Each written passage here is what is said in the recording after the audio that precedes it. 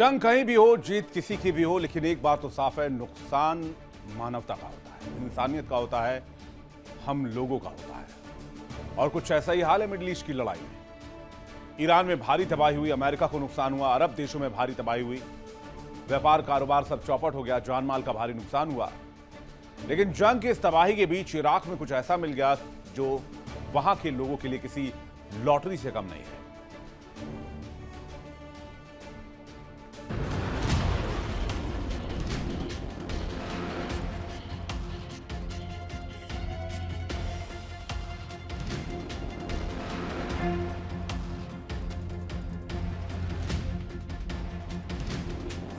अरब देश दुनिया की लाइफलाइन में बड़ी भूमिका निभाते हैं।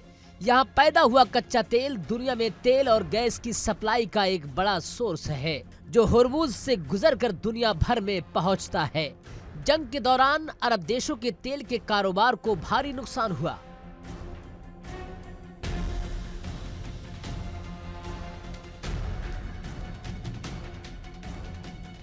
ईरान और अमेरिका की नाकेबंदी की वजह से होर्मुज के जरिए तेल और गैस की सप्लाई दुनिया भर में नहीं हो पा रही थी।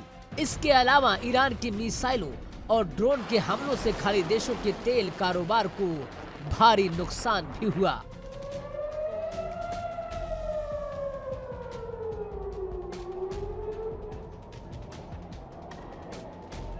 इराक के तेल कारोबार को भी जंग की वजह से नुकसान हुआ, लेकिन इसी बीच इराक में कच्चे तेल का एक बड़ा भंडार मिल गया। अनुमान के मुताबिक इस नए भंडार में लगभग 8.8 अरब बैरल से ज्यादा कच्चा तेल मौजूद है। खास बात यह है कि इससे चीन को भी फायदा हो सकता है।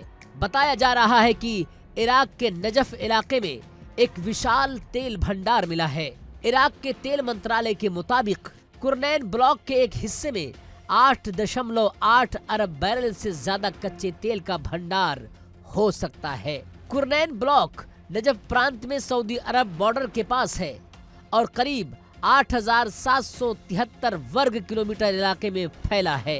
ये इलाका लंबे समय से तेल की खोज के लिए संभावनाओं वाला माना जाता रहा है।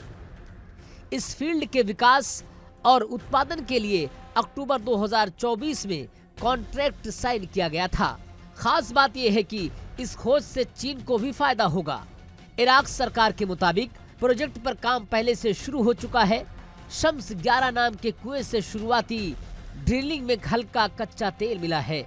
इसकी शुरुआती उत्पादन क्षमता 3,248 बैरल प्रतिदिन बताई गई है, यानी आगे चलकर यहां से और ज्यादा तेल निकलने की उम्मीद है।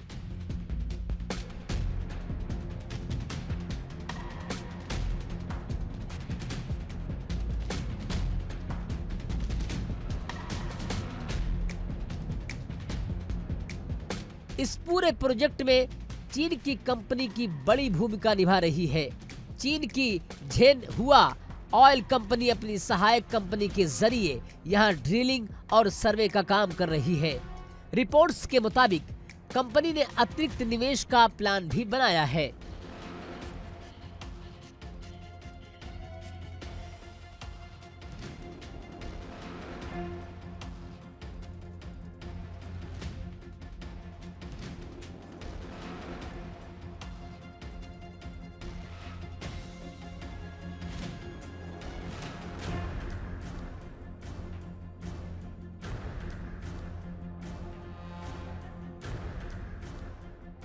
अमेरिका और ईरान के बीच जंग और होर्मुज पर ब्लॉकेड की वजह से इराक को भारी नुकसान हो रहा था। कई देशों की तरह ही इराक का तेल भी बाहर नहीं जा पा रहा था। जंग से पहले इराक रोजाना करीब 45 लाख बैरल तेल उत्पादन करता था और उसमें लगभग 35 लाख बैरल तेल निर्यात करता था। इसका करीब 90% हिस्सा होर्मुज के रास्ते दुनिया के बाजारों तक जाता था।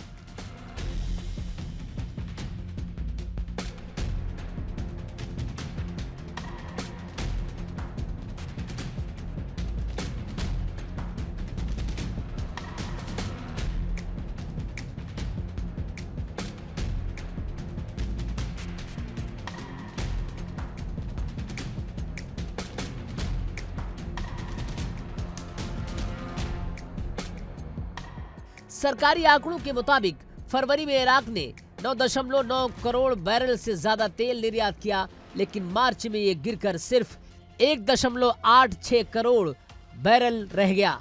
इससे कमाई में भी भारी गिरावट आई। फरवरी में जहां उसे 6.81 अरब डॉलर मिले, वहीं मार्च में ये घटकर 1.96 अरब डॉलर रह गया।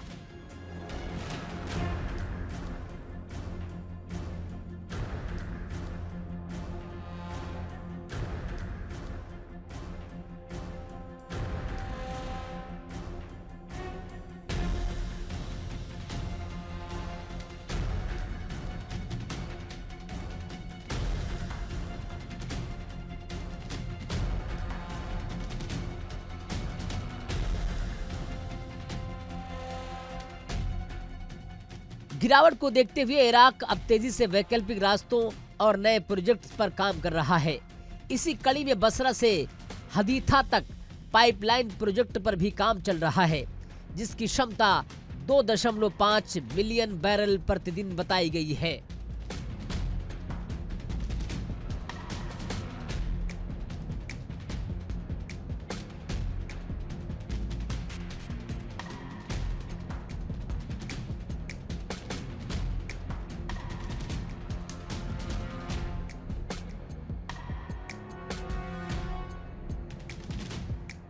साफ है कि इराक के लिए ये खोज काफी अहमियत रखती है, क्योंकि इसकी वजह से इराक ने न सिर्फ अपने नुकसान की भरपाई कर सकता है, बल्कि उसे आय का एक साधन भी मिल गया है।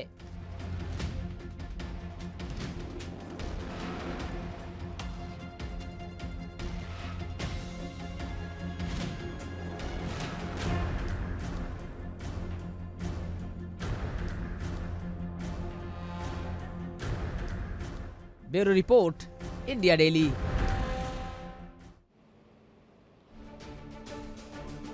जो काम अमेरिका सालों से ईरान में नहीं कर पाया, वो काम उसने वेनेजुएला में कर दिखाया है। दुनिया की नजरें ईरान के एनरिच्ड यूरेनियम पर थी, लेकिन बाजी पलट दी गई दक्षिण अमेरिका में। अमेरिका ने एक बेहद सीक्रेट और जटिल ऑपरेशन में वेनेजुएला से 13.5 किलो एनरिच्ड यूरेनियम निकालकर अपने कब्जे में ले लिया। डोनाल्ड ट्रंप की अगुवाई में हुई इस ऑपरेशन ने पूरी दुनिया को चौंका दिया है।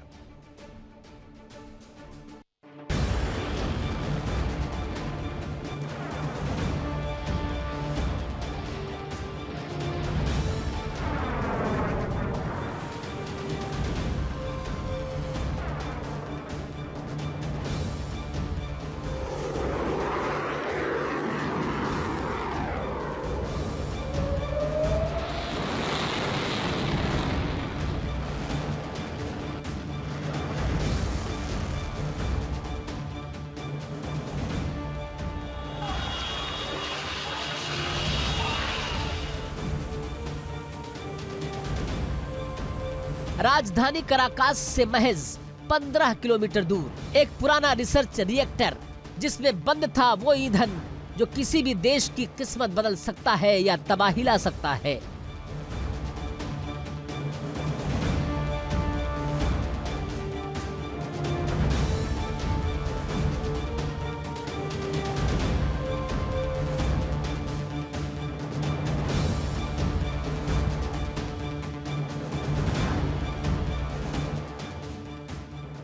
साढ़े 13 kilogram highly enriched uranium.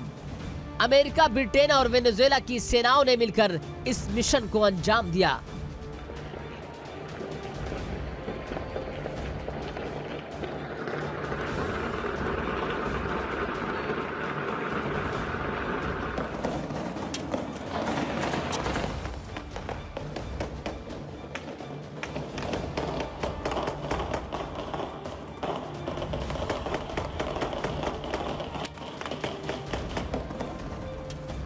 IAEA यानी कि अंतर्राष्ट्रीय परमाणु ऊर्जा एजेंसी की निगरानी में इस खतरनाक मलबे को पहले जमीन के रास्ते और फिर समंदर के रास्ते हजारों मील दूर अमेरिका के साथ कैरोलिना पहुंचाया गया।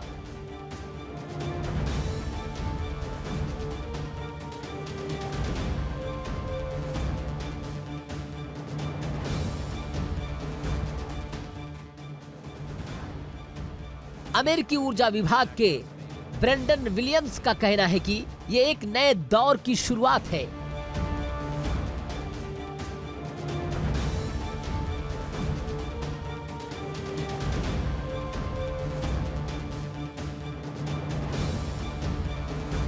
लेकिन सवाल ये है कि जिस वेनेजुएला पर अमेरिका ने प्रतिबंधों की झड़ी लगा रखी थी, वो अचानक इतना मेहरबान कैसे हो गया?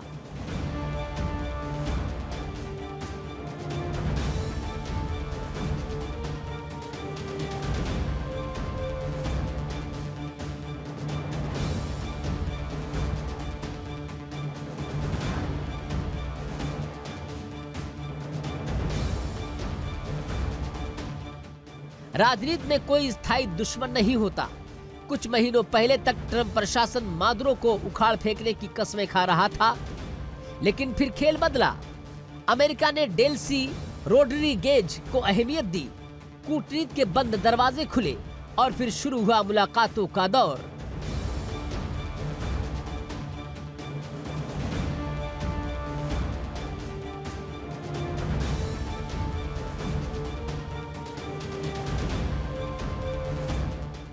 सात साल बाद दोनों देशों के बीच कमर्शियल फ्लाइट्स शुरू हुई, दूतावास खुल गए और CIA की मुखिया जॉन खुद वेनेजुएला पहुंचे। जानकारों का मानना है कि अमेरिका ने वेनेजुएला को आर्थिक राहत का लालच देकर ये परमाणु सौदा पक्का किया है।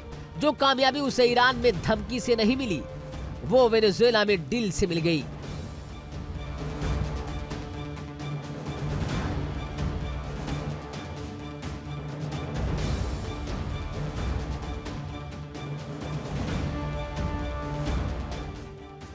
अब सबसे बड़ा सवाल है, अमेरिका इस यूरेनियम का क्या करेगा? आधिकारिक तौर पर अमेरिका कहता है कि वो इसे डाउन ब्लेंड करेगा,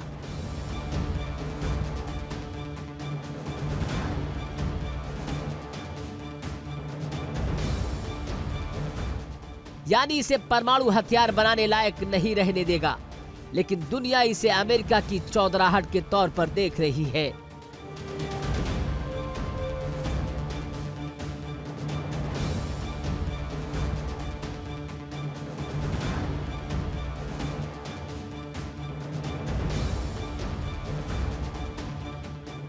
क्या दुनिया का कोई और देश इस पर बोलने की हिम्मत करेगा? रूस और चीन जैसे देश इस कदम को अमेरिका के विस्तारवाद के रूप में देख रहे हैं।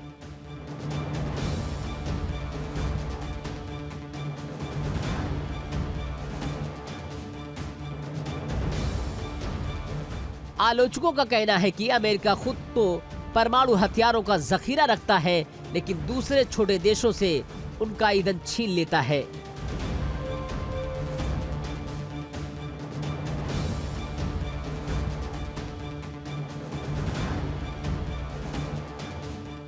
क्या ये परमाणु रंगभेद नहीं है?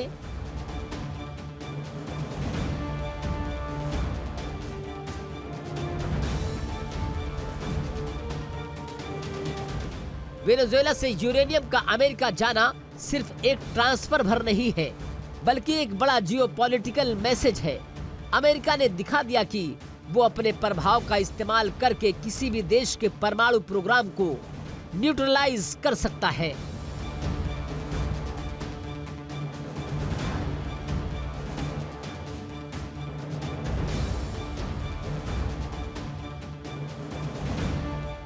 ईरान के लिए एक बड़ी चेतावनी है कि अगर वो नहीं झुका तो अमेरिका उसके पड़ोसी या अन्य सहयोगियों के जरिए उसे अलग थलग कर देगा।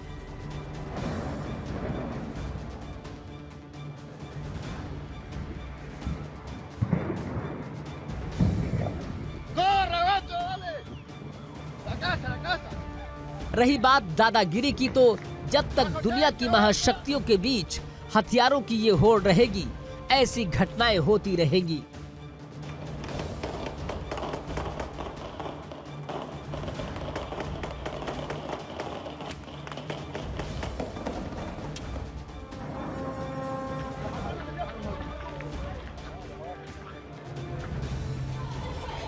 फिलहाल अमेरिका के लिए ये बड़ी जीत है और वेनेजुएला के लिए एक नई शुरुआत की मजबूरी।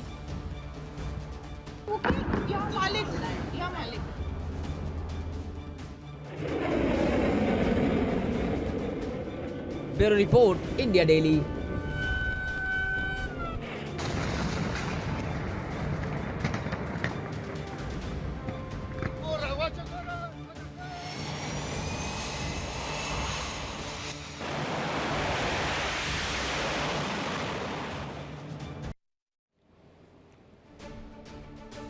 ईरान का रूस और चीन से रिश्ता काफी पुराना है। रूस और चीन ईरान को सामरिक और आर्थिक मदद करते हैं। इनके बीच कारोबारी रिश्ते हैं, सामरिक रिश्ते हैं, आर्थिक रिश्ते हैं और जंग के दौरान यह रिश्ता और मजबूत होता दिख रहा है। रूस और चीन जैसी महाशक्तियों के सहयोग से ईरान अमेरिका जैसी सुपर पावर के सामने सीना तान कर खड़ा हुआ है।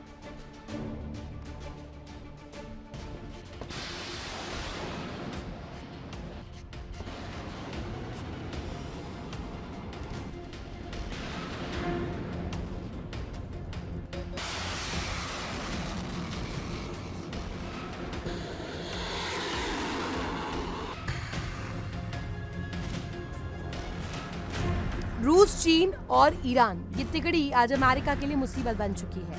अमेरिका की हर स्ट्रेटजी इस तिगड़ी की चाल के आगे बेबस दिख रही है। अमेरिका के हमले हो, हॉर्मूज पर नाकेबंदी हो या ऑपरेशन फ्रीडम, ट्रंप का हर कदम रूस, चीन और ईरान मिलकर नाकाम कर रहे हैं। रूस और चीन अब तक जंग में खुलकर ईरान के सहयोग में नहीं उतरे। उन्होंने अपनी सेनाएं नहीं भेजी, अपने सैन्य साजो सामान नहीं भेजे, लेकिन ईरान का हर स्तर पर सहयोग किया।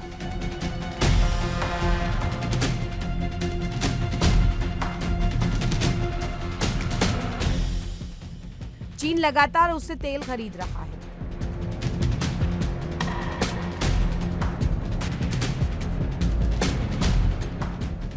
उसे मिसाइलों की तकनीक और रॉ मटेरियल सप्लाई कर रहा है।